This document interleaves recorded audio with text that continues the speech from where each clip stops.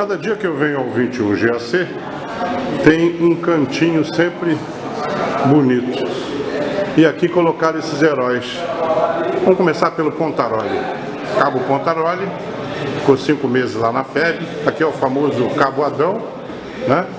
Responsável pelo primeiro tiro da FEB.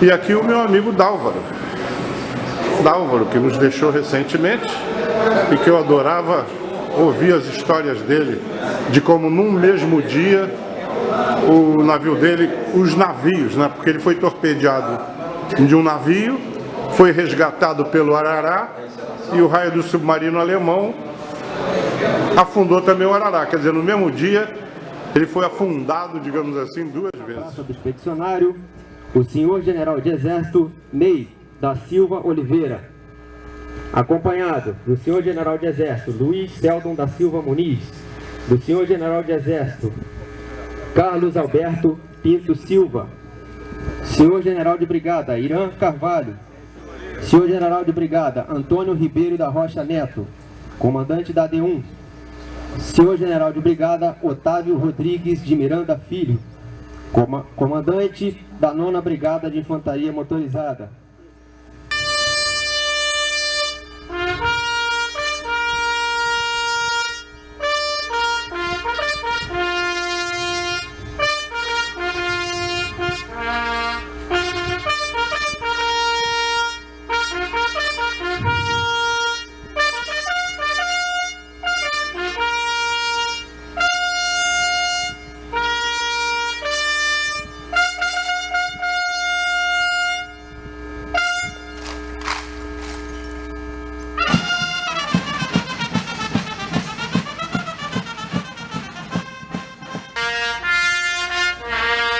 Toque de presença de ex-combatente.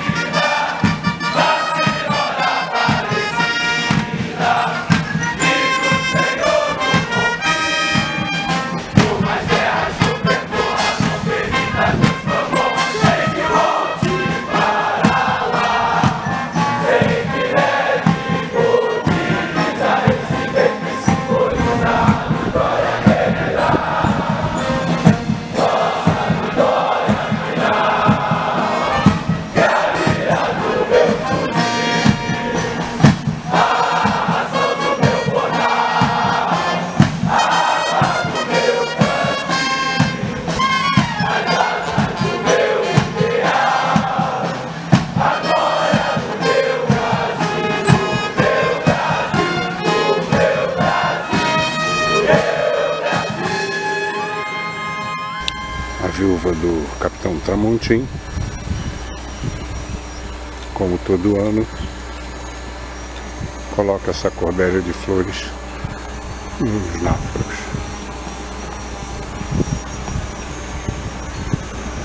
Na Praça do Expedicionário, temos o monumento em homenagem aos militares desaparecidos e náufragos dos navios Baipendi e Itagiba. O monumento é composto de uma base de concreto com uma placa descritiva. Em sua parte superior, duas placas de mármore negro desalinhadas, representando as duas metades dos cascos dos navios Baipendi e Itagiba, por terem sido torpedeados respectivamente em 15 e em 17 de agosto de 1942, com informações gravadas no mármore em uma placa de bronze com os dados mais marcantes de cada navio. Em sua parte inferior, uma grande pedra de mármore branco representando as águas do Oceano Atlântico, onde repousam os corpos dos militares desaparecidos.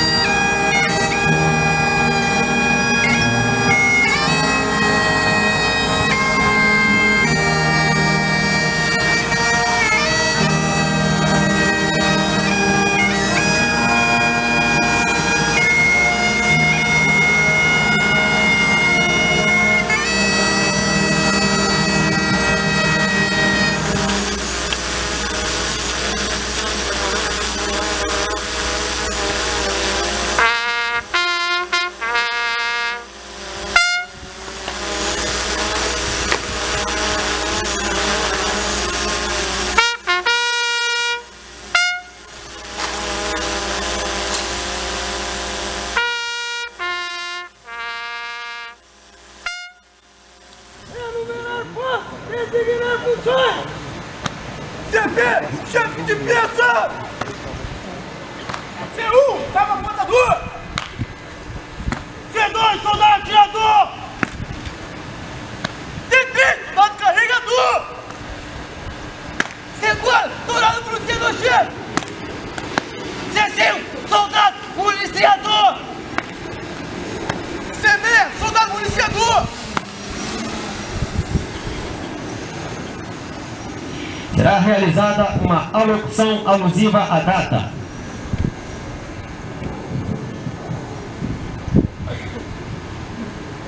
Uma vez mais, os artilheiros da Força Expedicionária Brasileira, que tiveram a honra de representar a arma no maior conflito armado de todos os tempos, se reúnem neste tradicional quartel do 21º Grupo de Artilharia de Campanha, fiel depositário das glórias e das tradições do segundo grupo de artilharia da FEB, o Grupo da Caminho.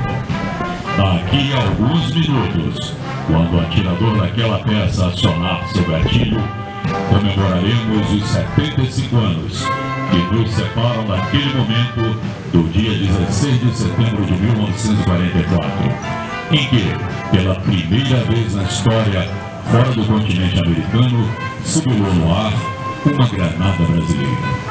Incorporado ao 4º Corpo de Exército do 5º Exército dos Estados Unidos da América, o 6º Grupamento Tático da Força Expedicionária Brasileira, atuando sob o comando do general Euclides Amório da Costa, entrara em linha e recebera sua primeira missão na guerra. O 6º Regimento de Infantaria substituíra experimentadas unidades norte-americanas que haviam mudado de frente. O inimigo encontrava-se recuando e executando ordenada ação retardadora. Nas encostas do Monte Bastione estava em posição o nosso grupo, comandado pelo Tenente-Coronel Geraldo da Caminho. Desde o início do movimento de infantaria, todos os artilheiros estavam ansiosos e atentos. As 3 baterias dos capitães Lobato, 1ª bateria, Almir, 2ª bateria, e Serpa, 3ª bateria, e o adjunto do S3, capitão Saraiva, esperam a primeira missão de tiro com visível impaciência. Os oficiais de ligação e os observadores avançados formam o sistema com os companheiros da infantaria, enquanto em nosso posto de comando as pranchetas e os calculadores estão prontos, os rádios na escuta, o Major Correta S3, tranquilo como sempre, à espera do desejado pedido de tiro. Há um murmúrio de paciência no seio das baterias, e mais do que isso, uma trepidação, um frenesi. Os artilheiros enrubescem de ansiedade. As mãos dos soldados atiradores crispam-se nos cordões de detonação das peças. Pouco depois das 14 horas, o tenente Ramiro Moutinho, observador avançado, entra no ar e transmite a esperada missão de tiro. E a primeira bateria do capitão Mário Lobato Vale é bafejada pela sorte.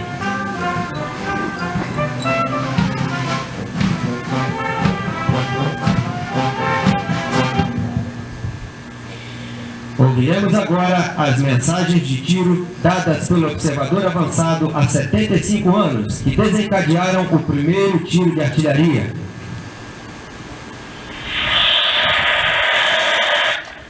Aqui, onda 1, missão de tiro. Aqui, onda 1, missão de tiro. Certo. Lançamento 5, 3, 0, 0.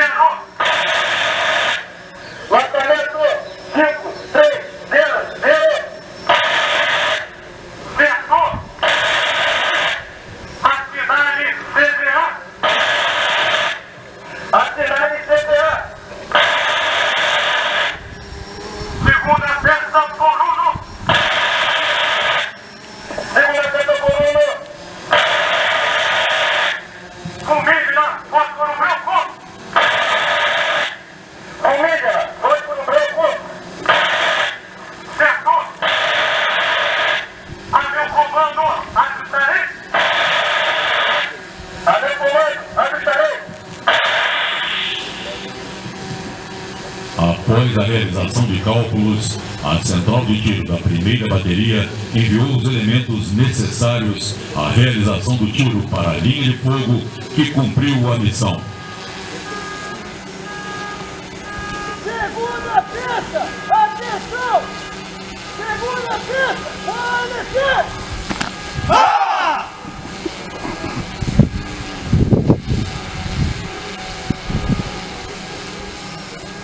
Segunda pista, atenção, concentração! Segunda pista, atenção, concentração! Certo! Fumígena, fósforo branco! Fumígena, fósforo branco! Certo! Forte alfa,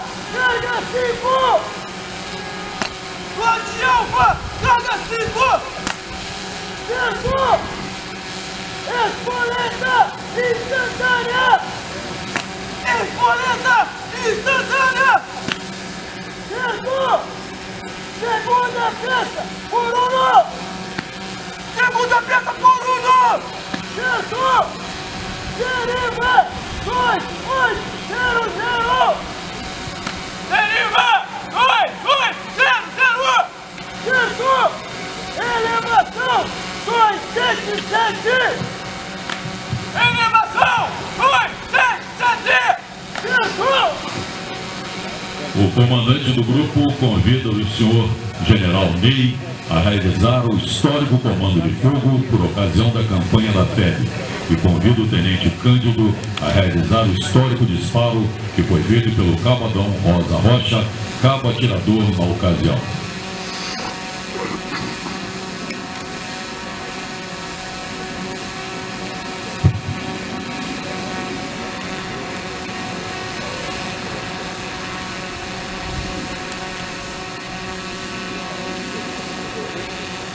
As pontarias são retificadas, derivas e elevação alteradas, folhas caladas, os obuses carregados.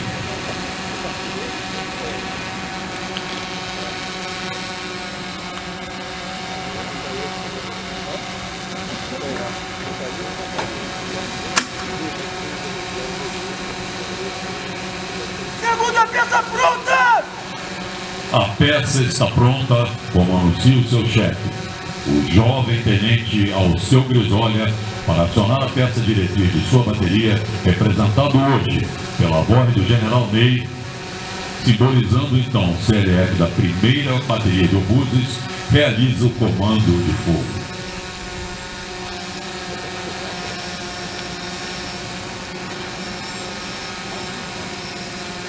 Segunda peça, fogo!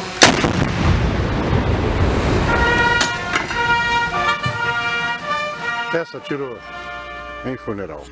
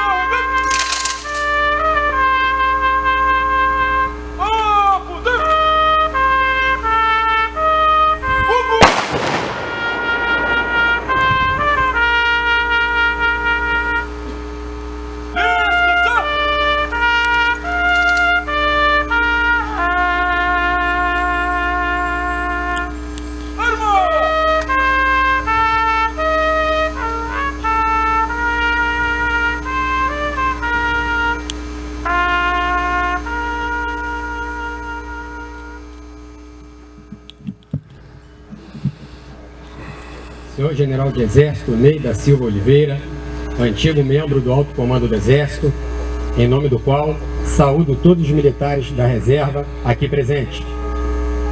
Senhor General de Brigada Antônio Ribeiro da Rocha Neto, comandante da Artilharia Divisionária Cordeiro de Farias, em nome do qual cumprimento todos os militares da ativa aqui presentes, assim como as autoridades já anteriormente nominadas. Respeitáveis vítimas e familiares de vítimas dos torpedeamentos de navios brasileiros ocorridos antes e durante a Segunda Guerra Mundial. Suas presenças falam aos nossos corações.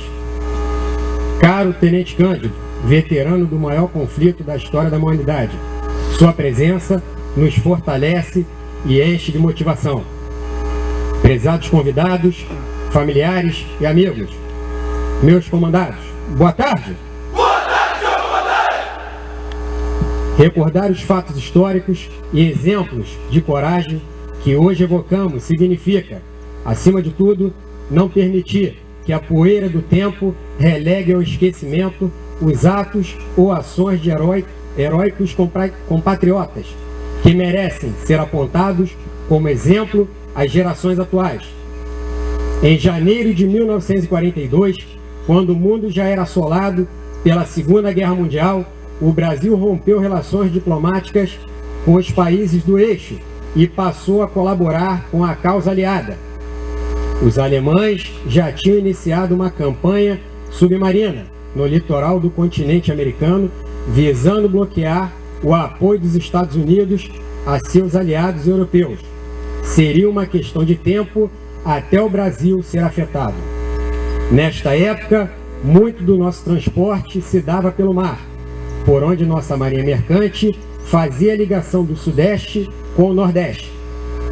No dia 13 de agosto de 1942, uma quinta-feira, militares brasileiros deixaram o histórico aquartelamento do 21 GAC em São Cristóvão, na época primeiro grupo de obuses 105 mm, e embarcaram em navios mercantes com destino a Olinda, Pernambuco, onde começava a implantação do 7º Grupo de Artilharia de Dorso, hoje 7º Grupo de Artilharia de Campanha. Após 13 ataques a navios brasileiros, em sua maioria fora das nossas águas territoriais, o Brasil sofreu, em 15 de agosto de 1942, a maior e mais covarde agressão a navios mercantes brasileiros. Em curtíssimo espaço de tempo, foram atacados o Baiapendi, o Araraquara e o Aníbal Benévolo. A seguir, o Itagiba também foi a pique, torpedeado no litoral da Bahia pelo mesmo submarino alemão, o U-507. Alguns sobreviventes do Itagiba foram salvos pelo navio Arará, também atingido pouco tempo depois pelo mesmo submarino. Os torpedos do U-507 pesavam 300 quilos, fazendo com que algumas dessas embarcações levassem apenas 1 minuto para afundar. Além de números civis, o país perdeu 150 artilheiros. Sobreviventes e familiares se reúnem no 21 GAC há décadas para lembrarem-se do episódio. Ao relembrar a história, esta cerimônia presta homenagem àqueles que pereceram nos ataques. Na maioria das vezes, o sinistro marítimo não permite um funeral digno às famílias. Se nem mesmo as honras militares nossos heróis puderam receber, pagamos hoje essa dívida, homenageando-os com o disparo do nosso fuzil.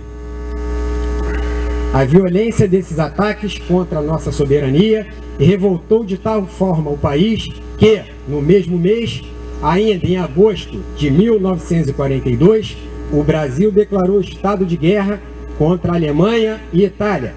Em poucos meses, próximo à costa do Ceará, o submarino alemão U-507 foi neutralizado por um avião Catalina. Mas, se no Atlântico Sul o inimigo estava de certa feita enfraquecido, o mesmo não podia se dizer das tropas alemãs em presença no teatro de operações do Mediterrâneo. Assim, após intenso preparo no Brasil, o nosso grupo, já com 208 anos de idade e experiente de outras campanhas expedicionárias na América do Sul, integra o primeiro escalão da FEB, cruza o Atlântico e desembarca em Nápoles.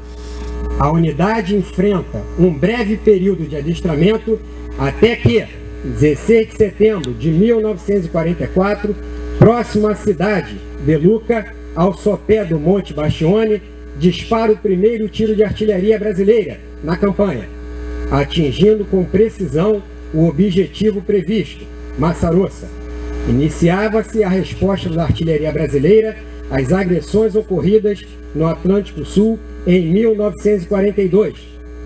O 21 GAC combateu até o final da guerra e participou ativamente das conquistas de Camaiore, Monte Prano, Fornace, Monte Castelo, Monte Belvedere, Gorgolesco, Abetaia, La Serra, Belvedere, Monte de la Torrácia, Montese, Vignola e Levesiana. O grupo, pioneiro no tiro com observação aérea, foi a única unidade brasileira a atuar fora da zona de ação da FEB, ocasião em que o coronel da Camino teve ainda o privilégio de ter sob seu comando 5 grupos de artilharia aliados. A poderosa artilharia fez a diferença na Itália e o país tomou parte da Conferência de Paz de Paris.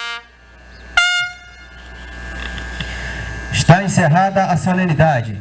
O senhor Tenente Coronel Baker solicitará a permissão.